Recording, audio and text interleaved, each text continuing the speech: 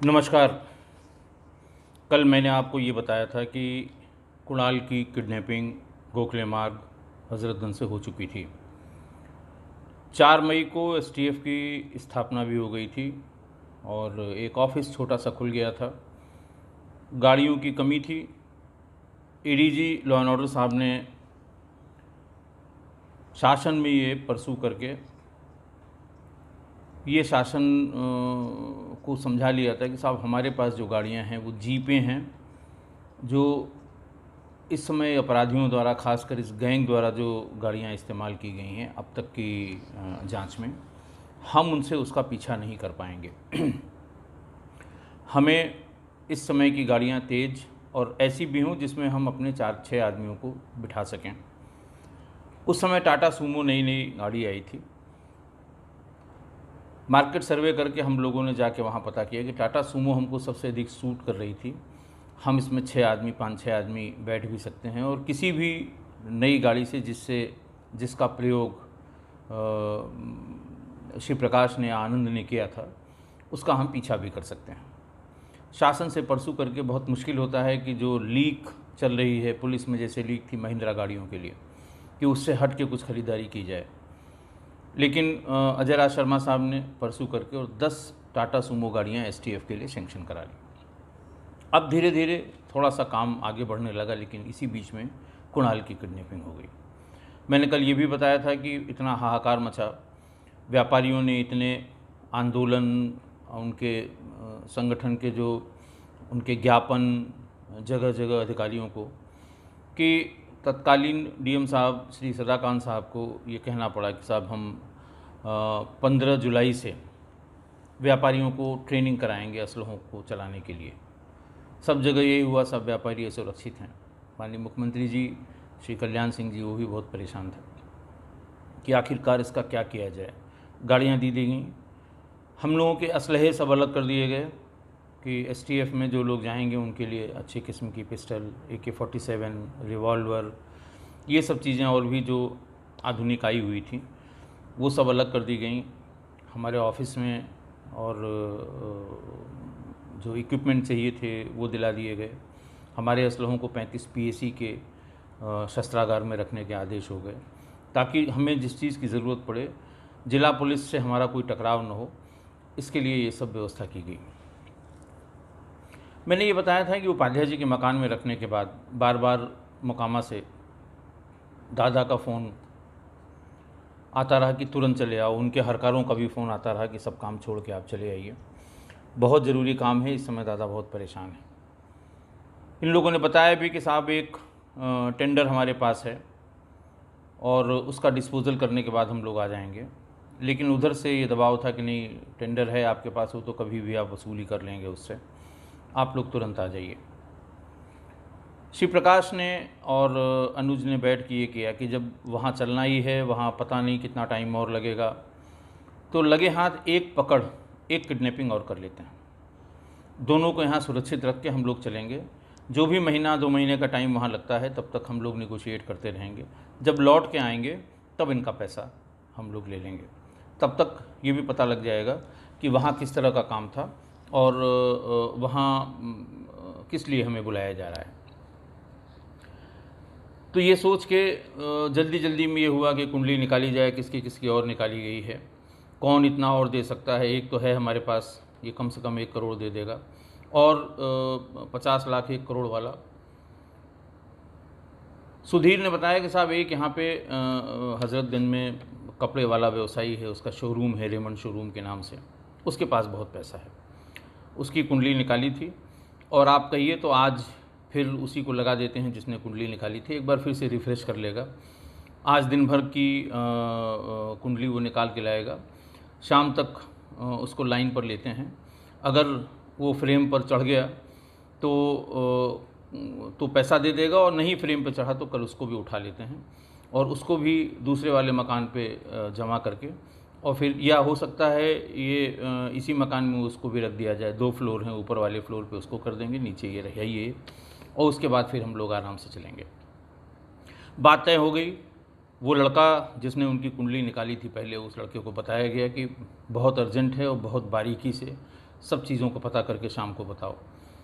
शाम को उसने पूरी बात लाला के घर तक पहुंचने की पूरी बात बताई। शिव प्रकाश ने फ़ोन किया, फ़ोन लाला नहीं उठाया, तुरंत ही लौट के आया था अपनी दुकान बंद करके। फ़ोन उठाया, शिव प्रकाश ने कहा कि मैं तुमको 2 बार फ़ोन कर चुका हूँ, तुम्हारी समझ में नहीं आ रहा है। इस बीच में काफ़ी दिन से मैंने फ़ोन नहीं किया था और आज मैं इस मूड से निकला था कि आज तुम्हें मार दूंगा। तुम जब सुबह आए हो अपने बाप के साथ, बाप तुम्हारा काले रंग की पैंट सफ़ेद रंग की शर्ट पहने था, तुम गुलाबी रंग की चेक शर्ट पहने हुए थे और काले रंग की पैंट पहने हुए थे। तुम आए हो, दुकान खोली है। उसके बाद 11:30 बजे तुम्हारे यहाँ एक मंत्री जी का परिवार आया था अपनी बेटी की शादी के लिए कपड़ा ख़रीदने के लिए। 1 घंटे बाद निकला, तुम उनको विदा करने के लिए बाहर तक आए और जब तुम सीढ़ी चढ़ के वापस दुकान में जा रहे थे तो अकेले थे। मेरा तो मन यही हुआ उस समय कि तुम्हारी खोपड़ी में तांबा और पीतल भर दूं, लेकिन फिर मेरे दिमाग में आया कि शायद तुमको अकल आ जाए। उसके बाद दोपहर में तुम अमीनाबाद गए थे, भसीन की दुकान में गए थे। गाड़ी तुमने दूर खड़ी कर दी क्योंकि वो गली में जो अमीनाबाद पार्क है उसकी गली में बहुत भीड़ भाड़ थी, तुमने बाहर ही खड़ी कर दी थी। फिर वहाँ से तुम लौट के आए हो तो तुमने मेहरोत्रा वाली पान की दुकान पे स्टेडियम के सामने अपनी गाड़ी खड़ी की है, पान तुमने बंधवाया है। इसी बीच में 2 लोग आ गए, एक उसमें नाटे कद का था जो तुमको स्टेट बैंक के मेन गेट की तरफ ले गया, अकेले में कुछ बात करना चाह रहा था। मैं वहीं पर खड़ा था। फिर मेरे मन में आया कि तुम्हारी खोपड़ी को तांबे की फैक्ट्री बना दूं। फिर मुझे लगा कि नहीं, हो सकता है तुम मान जाओ। अब इतना सुनते सुनते लाला पसीने से तरबतर होने लगा। उनकी श्रीमती जी भी आ गईं, वो भी सुनती रहीं। उसने कहा, भाई तुम आज हमको डिसाइड करके बता दो कि तुम पैसा दोगे कि भैंसा कुंड में मोक्ष को प्राप्त हो जाओगे। उसने कहा कि भैया आप कितना आप बताइए, कितना कर सकता हूँ। उनका 50 लाख रुपए कल तैयार रखना, कल हमको दे देना। उसने कहा भैया हमारे अकाउंट में इतना नहीं है, बहुत दिक्कत है, इतना पैसा हम कहाँ से दे पाएंगे, हमारे पास बिल्कुल नहीं है और हम बिल्कुल एकदम असमर्थ हैं, आपसे हम बच के कहाँ जाएंगे, जैसे व्यापारी लोग कहते हैं। उसने कहा ठीक है, फिर मैं तुमको रात भर का समय देता हूँ, सुबह 9 बजे फ़ोन करूँगा और तब तक तुम डिसाइड करके बता देना, क्योंकि कल ही या तो हम पैसा ले लेंगे तुमसे, तुम दे दोगे, नहीं तो तुम समझ ही रहे हो मैं तुम्हारा क्या करूँगा। वही करूँगा जो विवेक श्रीवास्तव और वीरेंद्र शाही का किया है। बस लाला का दिमाग घूम गया। उनकी पत्नी ने पूछा कौन था, तो उन्होंने कहा ये अशोक सिंह है, वैसे तो इसका नाम शिव प्रकाश शुक्ला है, ये वही है जिसने फला फला का मर्डर किया था। उनकी पत्नी बोली, अरे बाप रे बाप, इसका तो रोज़ अखबार में निकल रहा है पिछले 2-3 दिन से ये तो बहुत बड़ा गुंडा है और क्यों पैसा मांग रहा है। उन्होंने कहा कोई काम थोड़ी है, गुंडा टैक्स मांग रहा है। उसकी वाइफ ने कहा ऐसे कैसे पैसा दे दूं मैं, बिना बात के कोई पैसा कैसे दे देगा। तुम ऐसा करो कि मुल्ला ज़रोरा से बात करो। मुल्ला ज़रोरा को ले गया था, मार्केट में यही चर्चा है कि मुल्ला ज़रोरा से उसकी अब भी बात होती है। मुल्ला ज़रोरा के माध्यम से बात कराओ कि ये क्यों तंग कर रहा है और इस समय हमारे पास कुछ नहीं है। लाला ने तुरंत मुल्लाज को फ़ोन लगाया। मुल्लाज से कहा, मुल्लाज ने कहा मैं वैसे ही परेशान हूँ, मैं तो किसी तरह से पिंड छुड़ा के वहाँ से थोड़ा बहुत पैसा दे के आया था, बाकी के पैसे के लिए अब भी वो तंग कर रहा है और अब तो मैं ये सोच रहा हूँ कि मैं लखनऊ छोड़ के कुछ दिन के लिए बाहर चला जाऊँ, क्योंकि मैं यहाँ रहूँगा ये मुझे परेशान करता रहेगा और मेरे लिए बहुत मुश्किल है कि मैं, फिर वो यही कहेगा कि भी साले तुम्हारा पैसा ही, तुमने अपना ही पैसा नहीं दिया, तुम दूसरे की पैरवी करने लगे, इसलिए भैया मैं कुछ कह नहीं पाऊँगा। ये कह के रख दिया। लाला की वाइफ ने फिर पूछा कि अब क्या बात हुई, क्या बताया, कोई तरीका निकाला। उनका वो तो खुद ही परेशान है, वो कह रहा है कि हम थोड़ा ही पैसा दे के आए थे, बाकी पैसे के लिए मैंने कह दिया था, अभी तक वो पैसा मैं दे नहीं पाया हूँ और उस पैसे के लिए ये बार बार तंग कर रहा है। तो उसकी पत्नी ने कहा कि ऐसा करो कि कल तुम एसएसपी के यहाँ जाओ, पुलिस तुमको मिल जाएगी, सिक्योरिटी मिल जाएगी, 2-1 नेताओं को साथ लेके जाना, ज़रूर तुमको पुलिस मिल जाएगी और जब पुलिस होगी तो कैसे मार देगा। अरे बोले तुमको पता नहीं है। अभी वो यही बता रहा था मूलराज कि मैं भी इसी चक्कर में था। मुझको दिन में बीच हजरतगंज से उठा के ले गए और मैं सोचता रहा रास्ते में कहीं न कहीं ये रोका जाएगा, मैं चिल्लाऊंगा, पुलिस मदद करेगी।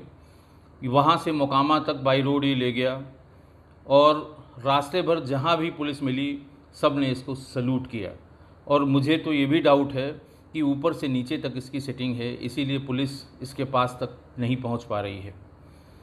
ये सुनते ही उनकी श्रीमती जी फिर थोड़ा परेशान हुई। फिर बोली कि हमारे ख्याल से तुमको बात करनी पड़ेगी, क्योंकि ऐसे कोई कैसे पैसा दे देगा।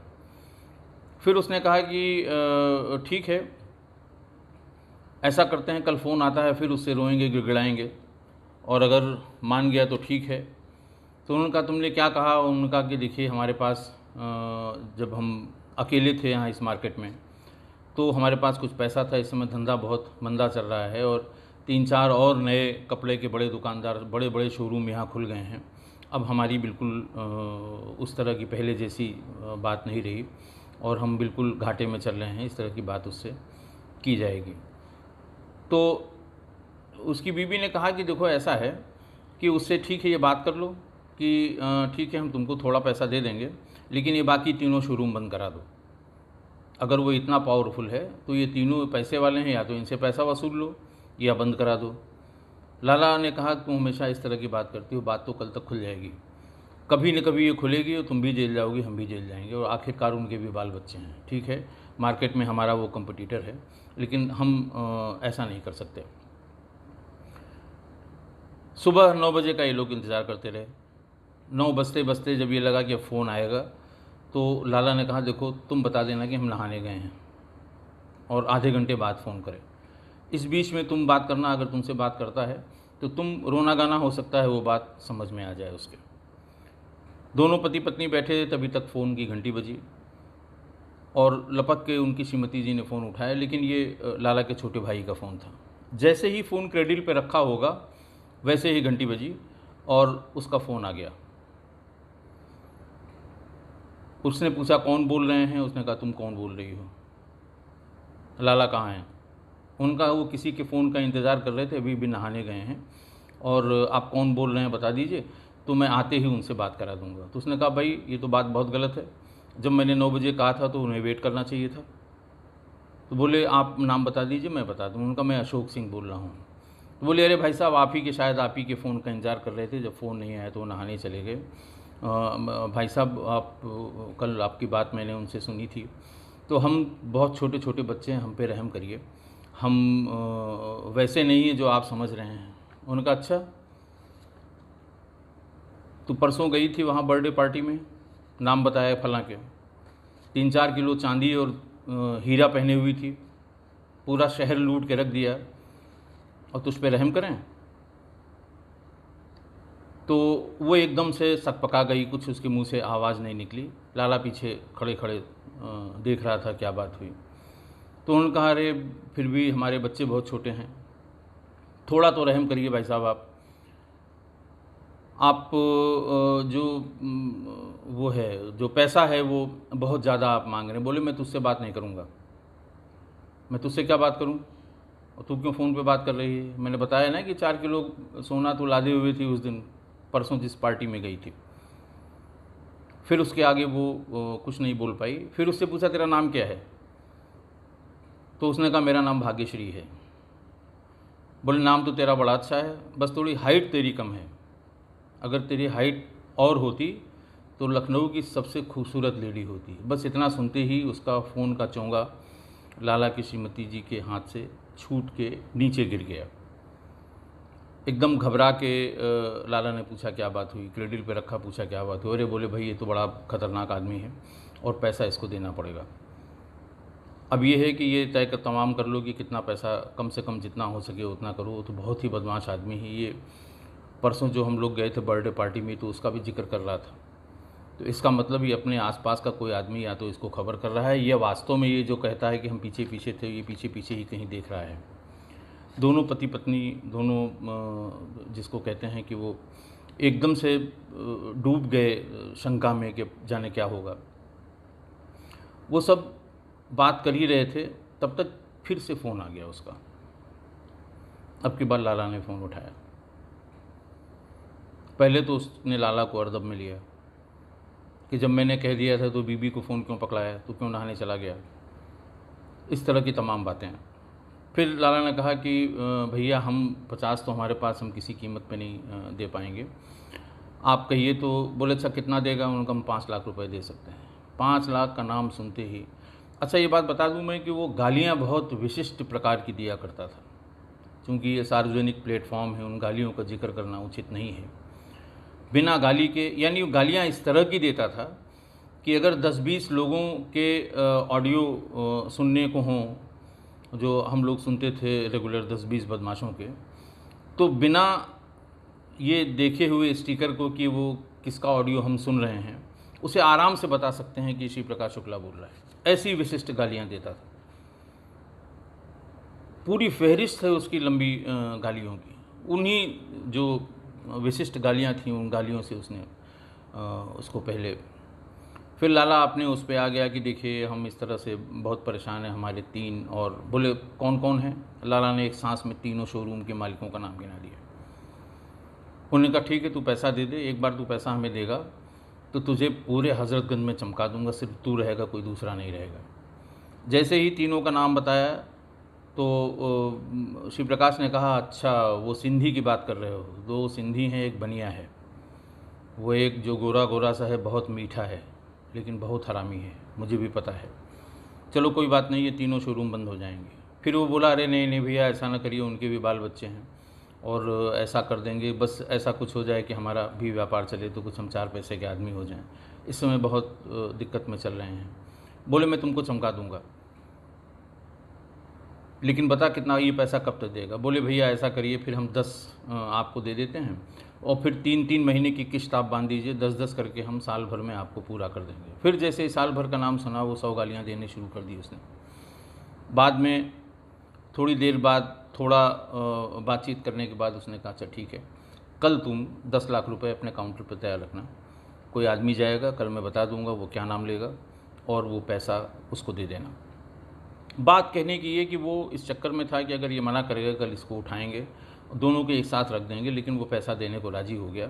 और 3 और लोगों का हज़रतगंज में जो उसके लिए जो उसको पैसा और दे सकते थे या जिनकी किडनैपिंग हुई थी, उनकी सूचना भी शिव प्रकाश को मिल गई। तो वो इतने से वो राज़ी हो गया और फिर लौट के उसने कहा कि गुरु देखो हम लोग वहाँ से चल रहे हैं मोकामा तक, कल ये 10 और ले लेते हैं, तब हम लोग चलते हैं।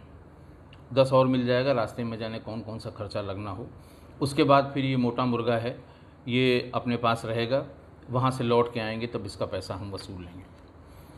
अगले दिन 10 लाख रुपए का इंतज़ाम हो गया। एक बहुत प्रतिष्ठित आदमी हैं हज़रतगंज के, उन्हीं के थ्रू उनको भेजा गया और वो पैसा लेके आए और इसका शिव प्रकाश का वो लड़का जिसको कुंडली जिससे निकलवाते हैं उसी के थ्रू ये पैसा भिजवा दिया गया और 1 घंटे में शिव प्रकाश ने ये पैसा चिन्हट में कहीं पर उससे आदमी से ले लिया, लेके वो घर पहुंच गए। अगले दिन की तैयारी हुई कि हम सब लोग मोकामा चलेंगे और देखें क्या बात है, इतनी अर्जेंसी क्यों है। ये वहाँ से चले और मोकामा पहुँच गए। मोकामा पहुँचे, इसका बेसब्री से इंतज़ार कर रहे थे दादा। इनके पहुंचते ही इनका पहले रुकने का, खाने पीने का सब इंतज़ाम करने के बाद इन्होंने पूछा दादा क्या बात है, आप समझ नहीं रहे हैं, इस समय थोड़ी पैसे की तंगी है। आनंद के मारे जाने के बाद ऐसा लग रहा था कि पुलिस आसी पास पहुंच रही है। दादा ने कहा तुमको घबराने की बात नहीं है, वो आनंद ने तुम्हारा साथ छोड़ा इसलिए उसका ये हश्र हुआ, तुम दोनों लोग साथ रहते तो दोनों का कुछ ना होता, अपनी सावधानी रखो, लेकिन इस समय थोड़ी सी हमें दिक्कत है। उन्होंने पूछा दादा आपको दिक्कत है? तो हमको दिक्कत है, आप बताइए। उन्होंने बताया कि देखिए मुख्यमंत्री जी के सबसे नज़दीकी जो सबसे सेकंड इन कमांड थे ब्रिज बिहारी प्रसाद मंत्री थे, वो अभी सीबीआई के किसी एक मामले में चार्जशीट हो गए हैं और वो मंत्रिमंडल से उनको हटाया गया है, लेकिन रुतबा पूरा वही है। अब वो वहाँ के एम्स जो होते पीजीआई जिसे कहते हैं, वहाँ पर जो सबसे बड़ा हॉस्पिटल है उसमें एक प्राइवेट वार्ड में भर्ती हैं। सुबह शाम उनका वहाँ पर दरबार लगता है। तब तक वो देवेंद्र दुबे विधायक की हत्या हो चुकी थी। छुटकुन बुटकुन मुन्ना में सिर्फ मुन्ना बचे थे, और एक एक करके जो सूरज भान के लोग थे, जो जिन्होंने इस बीच में काफ़ी सूरज भान के दुश्मनों को कम किया था, वो एक एक करके हत्या हो गई थी उनकी। सूरज भान को ये जानकारी हुई थी कि सीबीआई में जो इनके खिलाफ जो कार्रवाई की है, उसमें बृजबिहारी को ये अंदेशा था कि शायद सूरज भान के लोगों ने इसमें मुखबिरी की है या सूरज भान के लोगों ने इसमें बढ़ चढ़ के हिस्सा लिया है और सूरज भान को रास्ते से हटाना होगा। हालांकि बृजबिहारी भी ये जानते थे कि ये इतना आसान काम नहीं है, और सूरज भान भी ये जानते थे कि बृजबिहारी को रास्ते से हटाना इतना आसान नहीं है। उस समय बृजबिहारी प्रसाद बहुत ताकतवर मंत्री थे, और उनकी आम शोहरत, जैसे देवेंद्र दुबे हत्याकांड की सारी शक्ति सुई उनके ऊपर गई थी, लेकिन बिहार में जैसे होता है पॉलिटिकल मर्डर्स होते रहे हैं, और फिर उनके पहले तो एफआईआर ही भांति भांति के लोग लिखा देते हैं, इतना उलझा देते हैं कि ट्रायल में बहुत ज़्यादा कुछ हो नहीं पाता है। शिव प्रकाश ने जब बृजबिहारी का नाम सुना तो वो थोड़ा सख्ते में आ गया। उसने कहा भैया ये तो बहुत बड़ा आदमी है, उनका बड़ा आदमी है, इसीलिए अशोक सिंह तुम्हारी ज़रूरत है, तुम्हारे सिवा ये और कोई नहीं कर सकता। तो उसने कहा भैया इसमें आपको टाइम देना पड़ेगा, पहले हम लोग समझ लें। अब आप बता रहे हैं वो पीजीआई में ही है, बाहर निकलता नहीं है, तो पीजीआई में जाके ही ये काम करना पड़ेगा, और तब थोड़ी सी दिक्कत का सामना हो सकता है। शिव प्रकाश को उन्होंने कहा कि ठीक है, ये जो हमारा भतीजा है ललन सिंह, ये तुम्हारे साथ जाएगा, और भी 2-3 लोगों को बताया, पहले जाके बात कर लो। और मोकामा का ही एक डॉक्टर वहाँ पीजीआई में है, नाम बताया उन्होंने कि मैं उसको कह देता हूँ, उससे जाके मिलो, पहले ये देख लो कि क्या वहाँ पे आसपास जहाँ पर वो भर्ती है आसपास तुम किसी तरह से भर्ती हो सकते हो, या तुम कोई इलाज कराने के बहाने वहाँ जा सकते हो, या उसके मूवमेंट का पता लगा सकते हो। क्योंकि अगर अभी ये काम हफ्ता 10 दिन 15 दिन में नहीं हुआ तो वो तो इस समय बिल्कुल सेफ़ है, अपनी जगह पे है, एलिवी उसने बना रखी है अपनी, और हम कम हो जाएंगे इस दुनिया से। ऐसी बात सुन के थोड़ा सा जैसे मायूसी सी होती है, सब लोग शांत हो गए, पिन ड्रॉप साइलेंस हो गया। तो इसके बाद ये तय हुआ कि ठीक है, कल से हम इस पे काम शुरू करते हैं। उनका इसमें इतना समय नहीं है कि तुम इसे 15-20 दिन 1 महीने तक इसे टालते रहो, इसमें जो भी होना है बहुत जल्दी होना है। उसने कहा दादा थोड़ा समय तो दीजिएगा, कुंडली निकालने का समय, राहु केतु बहुत ज़्यादा होंगे उसके आसपास। फिर हंसने लगा वो, दादा हंसने लगे, सूरज भान हंसने लगा कि फिर तुम ये बहुत अच्छा तुमने निकाला है राहु केतु। बोले भैया बिना राहु केतु का पता किए हुए कभी भी हाथ लगाना नहीं चाहिए, राहु केतु का कोई भरोसा नहीं होता। तो फिर दादा ने कहा हाँ, छोटा वाला राहु होता है, बड़ा असलहा केतु, यही है ना? तो उसने कहा हाँ भैया, छोटा असलहा राहु, कितने राहु हैं कितने केतु हैं, दाएं कौन है बाएं कौन है, आगे कौन है पीछे। बोले भैया कुंडली जब तक पूरी फिट नहीं होगी तब तक काम बन नहीं पाएगा। बात तय हो गई, ये लोग वहाँ से पीजीआई पहुँच गए। पीजीआई में सवेरे पहुँच के उस डॉक्टर से संपर्क किया। सीधा सा डॉक्टर था, ओपीडी में बैठा हुआ था, और उससे उन्होंने पूछा कि साहब यहाँ पे ऐसे ऐसे, और ये उसको फ़ोन पहले ही आ चुका था, वो घबरा भी रहा था कि क्या किया जाए। उन्होंने कहा ये बताइए कि वो कहाँ भर्ती हैं।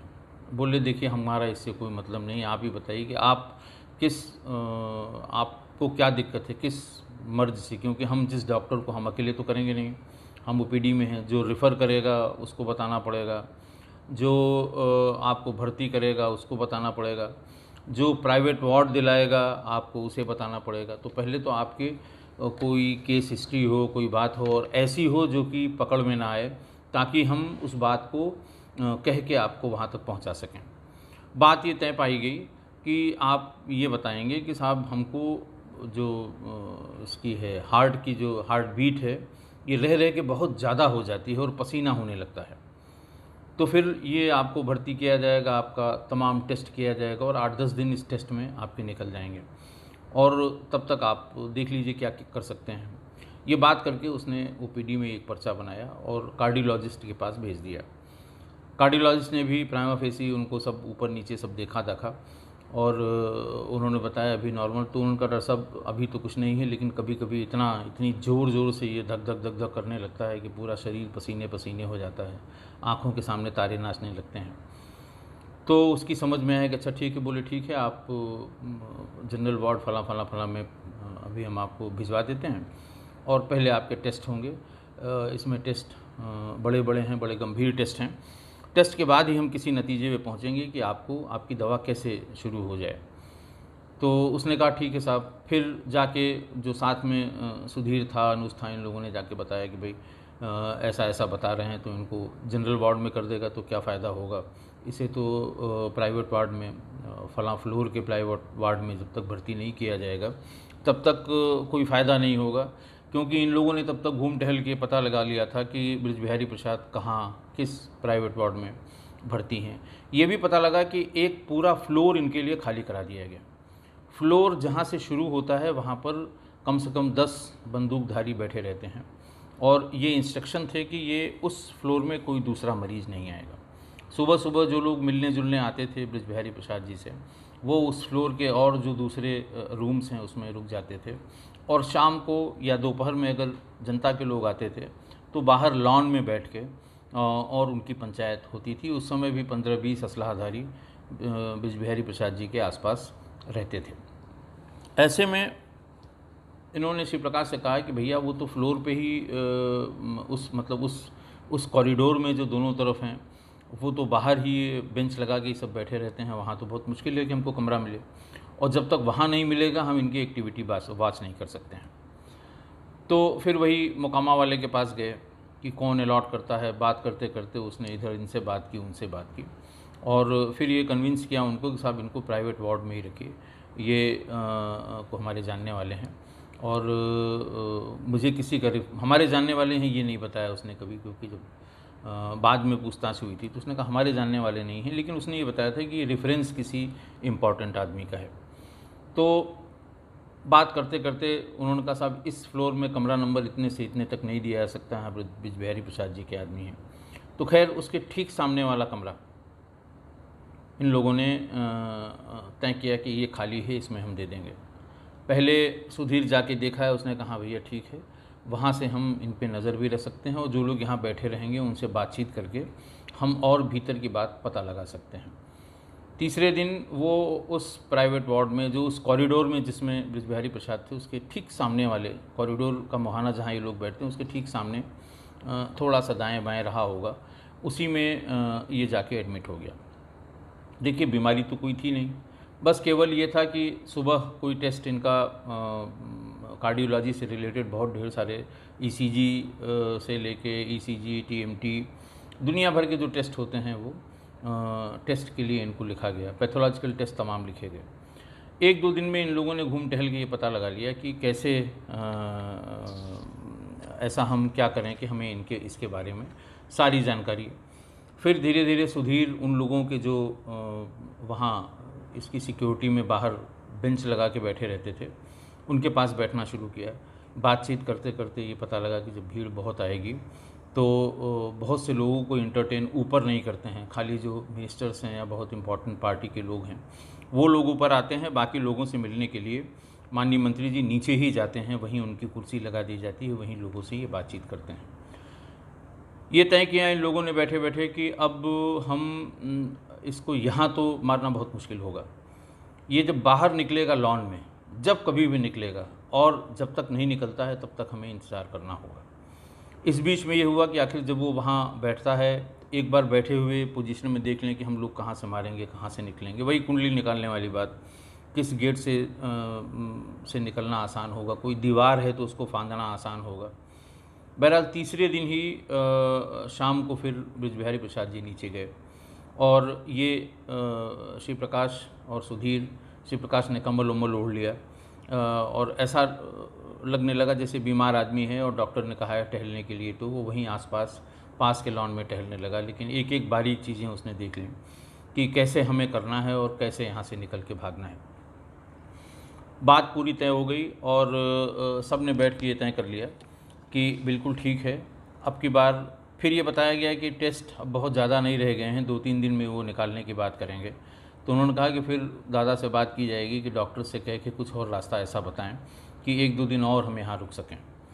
इस तरह से वहाँ उसकी पूरी प्लानिंग कर ली और आप समझ सकते हैं कि एक किडनैपी को, बड़े किडनैपी को, सबसे बड़े व्यवसायी के बेटे को गोली मार के उसकी किडनैपिंग करके लखनऊ में रख दिया गया। और उसके बाद इतना बड़ा दुस्साहस कि वो वहाँ से आके मोकामा में एक दूसरे बड़े मर्डर की तैयारी कर रहा था। आज काफ़ी समय हो गया, आज बस यहीं तक, शेष अगले अंक में। बहुत बहुत धन्यवाद।